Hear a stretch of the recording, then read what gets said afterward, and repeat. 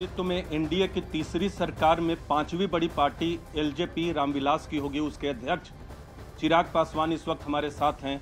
आपकी मुलाकात हुई, लगातार ये कयास लगाया जा रहा है कि आपको मंत्री पद तो मिलेगा ही, आपकी पार्टी को भी मिलना चाहिए। कल आपकी मुलाकात हुई बीजेपी अध्यक्ष से, क्या बात हुई है? कोई डिमांड है बिहार के लिए? क्या चाहते हैं आप? भाई बिल्कुल कोई डिमांड नहीं है, और जो बात आप बोल रहे हैं कि मिलेगा ही और पार्टी को भी मिलेगा, कतई ऐसी कोई बात नहीं है। और कोई जानकारी ना इस तरफ हम लोगों की तरफ से कोई ऐसी बात उन लोगों के सामने रखी गई। कल मेरी मुलाकात ज़रूर हुई और मैंने स्पष्ट कहा है इस बात को कि मेरे प्रधानमंत्री ने बिना मांगे ही मुझे बहुत कुछ दिया है। भाई ये कोई सामान्य परिस्थिति नहीं है। अगर आप देश की राजनीति के गठबंधन के इतिहास को देखेंगे तो मुझे लगता है पहली बार ऐसा हुआ है कि एक सिंगल सांसद वाली पार्टी को 5 सीटें लड़ने के लिए दी गई हैं।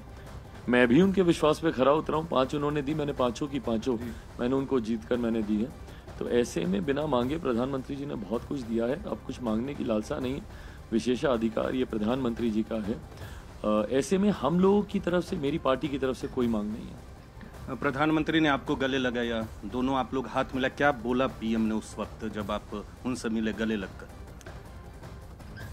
बहुत छोटे शब्दों में, पर जो शब्द उन्होंने बोला वो मेरे लिए बहुत मायने रखते हैं। जब मैं संबोधन समाप्त कर जब मैं आ रहा आए और उन्होंने मुझे गले लगा कर बोला, बहुत बढ़िया बोले बेटा। और वो जिस तरीके से उन्होंने बोला, बहुत बढ़िया बोले बेटा, ये मेरे लिए मायने रखता है। ये वही रिश्ता है मेरा मेरे प्रधानमंत्री जी के बीच। बहुत ताने भी सुने हैं मैंने इस रिश्ते को लेकर। एक समय था जब हनुमान कहकर मुझे बहुत तंज भी कसा गया, बट बहरहाल ये रिश्ता मेरा रहा है उनसे। उन्होंने भी हमेशा इस रिश्ते का सम्मान किया, मैंने भी सम्मान किया, और कल उसी की एक झलक दिखाई दी। जेडीयू के नेता हैं केसी त्यागी ने कहा कि नीतीश कुमार को इंडिया गठबंधन की तरफ से प्रधानमंत्री बनने का ऑफर था, लेकिन उन्होंने रिजेक्ट किया और एनडीए में 5 साल बने रहेंगे। चिराग जी, नीतीश कुमार को लेकर बार बार सवाल उठता है कि बने रहेंगे कि नहीं, और यह स्वाभाविक सवाल भी है जिस तरह से उनका अगर इतिहास देखा जाए। आपकी बातचीत हो रही थी कल सेंट्रल हॉल में, क्या लगता है नीतीश कुमार को लेकर? यह सरकार 5 साल चलेगी पूरी तरह? बिल्कुल चलेगी। और मेरे मुख्यमंत्री जी से इस दौरान कई मुलाकातें हुई हैं, कई बातचीत हुई है। जिस दिन परिणाम आए थे उसी रात मेरी उनसे फ़ोन पे बातचीत हुई। अगले दिन सुबह दिल्ली आने से पहले मेरी उनसे मुलाकात हुई। और कल भी हम लोग एनडीए लीडर्स की बैठक में भी एक साथ थे, कल पार्लियामेंट में भी हम लोग एक साथ थे। मेरा ये विश्वास है, मेरे मुख्यमंत्री जी जिस तरीके से पूरे समर्पण के साथ मेरे प्रधानमंत्री जी के साथ हैं, ज़रूर विपक्ष उम्मीद लगाएगा अपनी महत्वाकांक्षाओं को पूरा करने के लिए कि संभवतः अगर वो इस तरफ आ जाए, उनकी तरफ चले जाए, उनकी अपनी महत्वाकांक्षाएं इसको लेकर हो सकती है। पर मेरा विश्वास मेरे मुख्यमंत्री पर है। ये जनादेश एनडीए को मिला हुआ जनादेश है। तमाम दल एक साथ लड़े तब हम लोग जीते।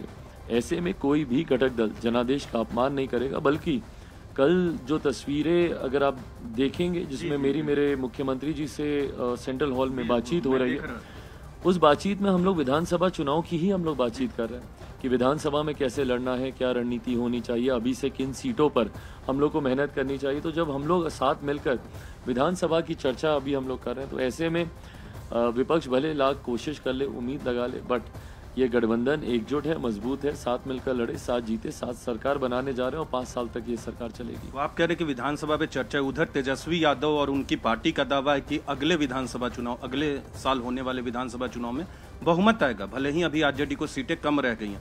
तो नीतीश कुमार और आपकी जो बातचीत हुई इसमें यह विश्वास जताया गया दोनों तरफ से कि बहुमत आएगा बिहार में? बिल्कुल आएगा बहुमत। और जो लोग इतना घमंड कर रहे हैं, अहंकार कर रहे हैं कि भाई अगली बार वो लोग सरकार बनाएंगे, पिछली बार ही उनकी परिस्थिति पता चल जाती है अगर हम लोग एकजुट होकर चुनाव लड़ते। भाई अगर हम लोग इसी परिस्थिति में चुनाव लड़ते जिस परिस्थिति में हम लोग लोकसभा का चुनाव लड़े, जहाँ पे जनता दल यूनाइटेड, हम भारतीय जनता पार्टी सब एक साथ रहते, किसी कारणवश हम अलग चुनाव लड़े जिसका लाभ राजद को हो गया और ये लोग इतने विधायकों के साथ जीत कर आ गए। पर इस बार आपको ये विश्वास है, मैं भी था आपके साथ पिछले बार विधानसभा चुनाव में, आपको ये विश्वास है कि आपके लड़ने की वजह से नुकसान हुआ था? भाई अगर हम लोग साथ मिलते तो हम लोग एक तरफा जीत हम लोग करते। बहरहाल अगले 2024 के विधानसभा के चुनाव में आप परिणामों में ही आप देखिएगा, 2025 के विधानसभा के चुनाव में आप देखिएगा, पूरा एनडीए एकजुट मेरे मुख्यमंत्री जी के नेतृत्व में चुनाव लड़ेगा, जीतेगा और सरकार बनाएगा। एक अंतिम सवाल करूंगा। आमतौर पे बिहार के जो घटक दल होते हैं दूसरी पार्टियों में, रेल मंत्रालय पे साफ तौर पे नजर चली जाती है और जो विकास से जुड़े दूसरे मंत्रालय हैं उस पर नजर नहीं आती। चिराग पासवान क्या सोचते हैं? आप मंत्रिमंडल में रहेंगे, ये विश्वास है लोगों को, लेकिन क्या रेल मंत्रालय पे इतना फोकस होना चाहिए? क्योंकि बिहार को तो विकास की जरूरत है, आप ही कहते हैं कि बिहार प्रथम होना चाहिए, रेल मंत्रालय पे बहुत ज्यादा फोकस चला जाता है। भाई मेरा कोई अनुभव नहीं है इन सारी चीज़ों को लेकर, और जैसा मैंने कहा कि ये विशेषाधिकार मेरे प्रधानमंत्री जी का ही है कि वो किसको उचित समझते हैं। यहाँ पार्टी नहीं या व्यक्ति मायने रखेगा। मेरे प्रधानमंत्री जी का विश्वास, और पिछले 10 सालों में भी हम लोगों ने देखा है कि उन्होंने चुन चुनकर उन्होंने ऐसे लोगों को ऐसी जिम्मेदारी दी जिन्होंने उस विभाग में बड़े और महत्वपूर्ण कार्य उन्होंने करवाने का काम किया। ऐसे में पुनः ये विशेषाधिकार मेरे प्रधानमंत्री जी का ही होगा। सर, नई सरकार में आपको बधाई। Thank you. तो चिराग पासवान रामविलास के अध्यक्ष हमारे साथ थे। पद मिले या नहीं ये इम्पोर्टेंट नहीं है, लेकिन ये उम्मीद जता रहे कि सरकार पूरे 5 साल चलेगी और अगला बिहार विधानसभा का चुनाव भी एनडीए बहुमत से जीतेगा। Neeraj Kumar, news 18 India, Delhi.